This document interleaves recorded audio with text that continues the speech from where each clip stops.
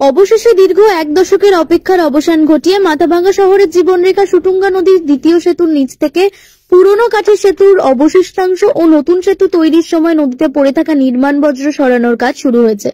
পূর্ত দপ্তরের এই উদ্যোগকে সাধুবাদ জানিয়েছে শহরবাসী।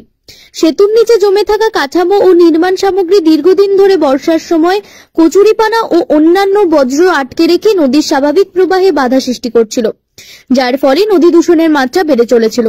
মাথাভাঙ্গা নদী রক্ষা কমিটি আন্দোলনের জেরে মাসখানেক আগে পূর্ত দপ্তরের আধিকারিকরা নদী পরিদর্শনে আসেন এবং পরিস্থিতি সরেজমিনে খতিয়ে দেখেন।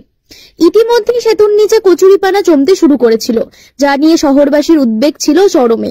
অবশেষে সেই উদ্বেগের অবসান ঘটিয়ে কাঠামো তোলার কাজ শুরু হওয়ায় স্বস্তির নিঃশ্বাস ফেলেছেন স্থানীয়রা।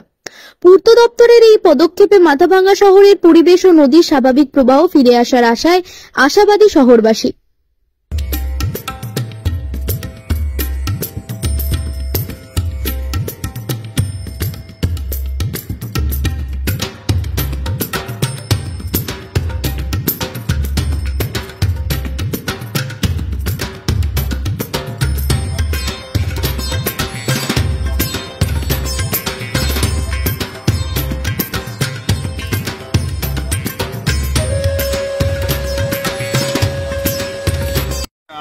এটা আমাদের নজরে এসেছে, গতকালই শুরু হয়েছে কাজ এবং আজকেও হয়েছে। আমি দেখলাম, তো খুবই আশাব্যঞ্জক পদক্ষেপ। আমরা খুবই খুশি এবং সর্বোপরি কাজটা যাতে সুষ্ঠুভাবে সম্পন্ন হয় এটাই আমরা আশা করছি।